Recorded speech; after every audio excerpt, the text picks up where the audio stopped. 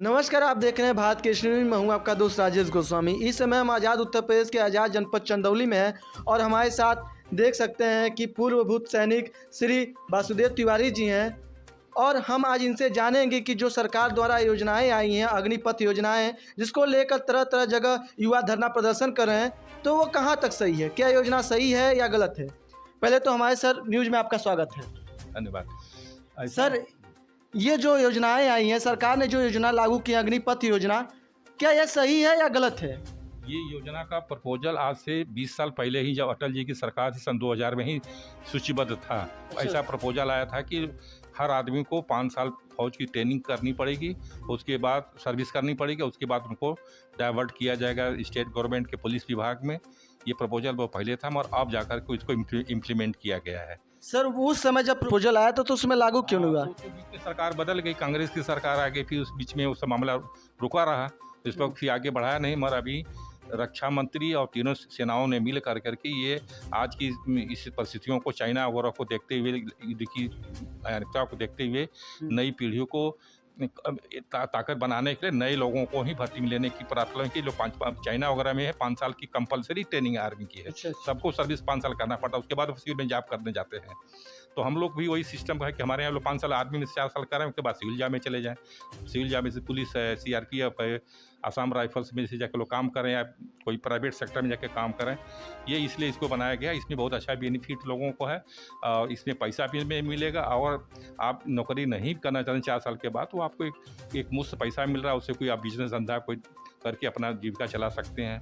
तो इस तरह की ये बेनिफिट बहुत अच्छी लग रही है हमें। जैसा कि सरकार इस योजना को लेकर बहुत सारी बेनिफिट गिना रही है कि बहुत लड़कों को आर्थिक मदद मिलेगी, पैसों की मदद मिलेगी, तो क्या सर आर्मी में वह पैसों के लिए जाते हैं या देश प्रेम के लिए जाते हैं, उस पर क्या कहेंगे आप। फौज व्यावसायिक नहीं, फौज तो देश सेवा के लिए प्रति लोग जाते हैं। वहाँ पर पैसा कमाने के लिए कोई जाता नहीं है। सब होता है कि लोग सुरक्षा से खुशी से जाते हैं, हम देश सेवा करेंगे। देश सेवा के साथ तो कोई भाई तो सिस्टम है, पैसा तो मिलेगा है, मगर उसके अंदर दिल की भावना होना है कि हम देश सेवा में जा रहे हैं। सबको गर्व है कि हम एक देश के सैनिक हैं और हमें देश की सेवा करने का मौका मिला, और इसीलिए उनको सम्मान समाज में दिया जाता है कि ये देश तनख्वाह नौकरी सभी लोग करते हैं, मगर उनको सम्मान नहीं मिलता है, ये फौज को ही सम्मान मिलता है, इसलिए कि ये लोग जा करके देश की सेवा करते हैं, कठिन परिस्थितियों में अपन जीवन को यापन करते हैं, इसलिए इनको ज़्यादा देश प्रेम की भावना मानी जाती है इनके प्रति। और जैसा कि सर हर जगह युवा धरना प्रदर्शन कर रहे हैं, हिंसात्मक तरह से आंदोलन कर रहे हैं और इस प्रकार से आंदोलन कर रहे हैं कि वो सरकारी संपत्तियों को भी नुकसान पहुंचा रहे हैं, तो ये कहाँ से है। ये बिल्कुल सरासर गर्व है। हम अपने घर को, अपने बनाए हुए घर को उजाड़ रहे हैं, हम देश को आगे ले जाने के बदले हम गाँव देश को पीछे लेके जा रहे हैं। कितने इंजन जल गए, कितने बोगियाँ जल गई, किसके बच्चे रो रहे हैं बसों के अंदर। ये क्या मानवता है कि लोग दिखाई नहीं दे रही है, बच्चे रो रहे हैं। तो आपको क्या धरना प्रदर्शन अच्छा लग रहा है। ये जो काम भी अनुचित है, ये देश के खिलाफ का काम है, इसका हम लोग निंदा करते हैं इसकी चीज़। अच्छा, इससे हमारा इकोनॉमी कहाँ तक जाएगा सर, इस हिंसात्मक तरीके से जो धरना प्रदर्शन युवा कर रहे हैं, तो इससे हमारा देश का इकोनॉमी कहाँ जाएगा। इससे हमारा इकोनॉमिक और हम जितना डेवलपमेंट जिस इसी से अभी कोरोना के 2 साल के जितना पीछे गए थे, उसको रिकवरी करने के लिए कोशिश कर रहे थे, और अभी फिर ये जितना से नुकसान पहुंचाएंगे लोग, तो इससे और ये पीछे हम जाएंगे, आगे कहाँ बढ़ पा रहे हैं। अभी हम आज देश की परिस्थिति देखिए, चारों तरफ युद्ध मंडरा रहा है, बड़े बड़े युद्ध, परमाणु युद्ध की संभावना बनी हुई, वर्ल्ड की लेवल बनी हुई है। तो हमें अपने इकोनॉमी को और मजबूत करना चाहिए और पीछे जाना चाहिए, तो बहुत गलत हो रहा है हम देश के साथ।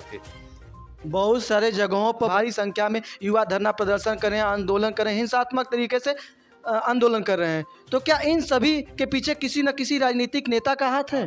टोटल प्योर इसमें सारे पॉलिटिकल हाथ। उसने JDU ने समर्थन दिया है कि हम आज जो भारत बंद का समर्थन कर रहे हैं, कांग्रेस ने भी बोला हम समर्थन कर रहे हैं। ये सब पॉलिटिकल पार्टियों का जो धंधा है, ये देश को बर्बाद कर रहा है। कहीं ना कहीं युवाओं की आड़ में अपने राजनीतिक रोटियां सेकना चाहती है। उसी के लिए मोदी जी बहुत बढ़िया काम कर रहे हैं। ये उनको बदनाम करने के लिए सब साजिश विरोधी पार्टियां करके बच्चों को बलगला रही हैं और उनसे अनुचित ये काम कराया जा रहा है। इसमें विपक्षी पार्टियां इसके लिए जिम्मेदार हैं। सर, जैसा कि आर्मी में युवाओं के लिए भर्तियां जो 4 साल के लिए कर दी गई, तो क्या नेताओं का जो कार्यकाल होता है, चुनाव का कार्यकाल 5 साल का होता है, तो उसको भी घटाकर 2 साल कर दिया जाए। हाँ, गवर्नमेंट को इस पर विचार करना चाहिए कि कम से कम इनको कम से कम 60 सर्विस 5 साल करना चाहिए था। इसको उनको बढ़ाना चाहिए और उम्र सीमा भी थोड़ी इनको बढ़ानी चाहिए, क्योंकि बच्चे 2-2 साल से अभी बैठे हुए हैं, घर पर हैं, कोरोना में भी उनको ओवरेज हो गए हैं, थोड़ा उनको मोहलत देना चाहिए। उनको जो 22-23 बता रहे हैं, उनको 25 करके कवर करना चाहिए।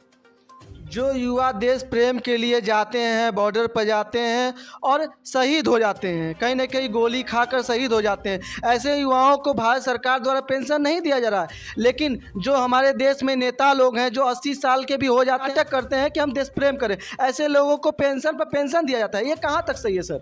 हाँ, ये गलत है। ये अभी पंजाब वगैरह में क्या किया, जो आप सरकार आई है, जो 4 बार विधायक रहे तो 4 पेंशन ले रहे थे, अब इन्हें उठा करके पंजाब वगैरह में बंद कर, आपको सिर्फ एक ही पेंशन लागू है। कहीं ना कहीं अरविंद केजरीवाल जो भी लागू किए हैं नियम, वो सही है। वो सही, वो जो पंजाब में लागू किया हो सही है।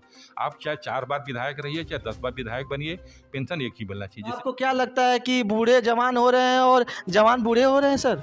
नहीं, तो क्योंकि जवानों को 20 नहीं तो क्योंकि जवानों को 20-22 साल के उम्र में रिटायर कर दिया जा रहा है, और जो बूढ़े नेता लोग हैं 80 साल में भी रसमलाई खा रहे हैं, उनको रिटायर नहीं किया जा रहा, उनको पेंशन भी दिया जा रहा है। उस पर क्या कहेंगे आप? उनकी भी क्वालिफिकेशन होने चाहिए और उनका भी समय होना चाहिए कि कब रिटायर करना है उनको, कितने पढ़ा लिखा उनका भी एक मापदंड होना चाहिए, नेताओं का भी होना चाहिए। जैसे सरकारी कर्मचारियों का मापदंड है, कार्यकाल मापदंड है, कार्य क्षेत्र का मापदंड, इसे उनका भी होना चाहिए। मगर अब तो सेंट्रल गवर्नमेंट के हाथ में क्या पॉलिसी बनाते हैं वो लोग। जैसे नेता का बेटा नेता बन रहा है, नेता अपने बेटों को बीसीसीआई का अध्यक्ष बना रहे हैं और गरीब के बेटों को बोल रहे हैं कि पकौड़ा बेचो, ये कहाँ तक सही है सर? ये गलत है ना। आपको परिवारवाद नहीं चलाना चाहिए। आप अपने घर के हैं, तो जैसे मोदी जी की जो पॉलिसी है कि एक घर में एक ही आदमी बनेगा नेता। अभी है कि उसका बीवी बच्चे सारे जैसे नेता राजनाथ सिंह का बेटा पंकज सिंह नेता है हाँ। और अमित शाह के बेटे बीसीसीआई का अध्यक्ष हैं, ये सही है या गलत है? नहीं, ये तो अब हमारे विचार से तो सही नहीं। अगर परिवारवाद को नहीं चलाना है तो किसी के भी परिवारवाद को नहीं चलाना। जैसे मोदी जी बोलते हैं, किसी देख सकते हैं एक सैनिक बोल रहे हैं, पूर्वभूत सैनिक की जुबान से ये बातें निकल रही है कि ये सही नहीं है। कहीं ना कहीं वास्तव में ये सही नहीं है, क्योंकि परिवारवाद राजनीतिक में नहीं होनी चाहिए, जो कि बीजेपी के लोग हमेशा ये मुद्दा उठाते हैं कि कांग्रेस के लोग परिवारवाद करते हैं, समाजवादी पार्टी के लोग परिवारवाद करते हैं, लेकिन यहाँ पर देख रहे हैं कि खुद बीजेपी सरकार परिवारवाद कर रहा है। जो योग्य हैं किसी का भी उनको भी आगे लाना चाहिए, ना कि हमारे परिवार तो हम ही आगे जाएंगे बाकी न जाए, गलत है।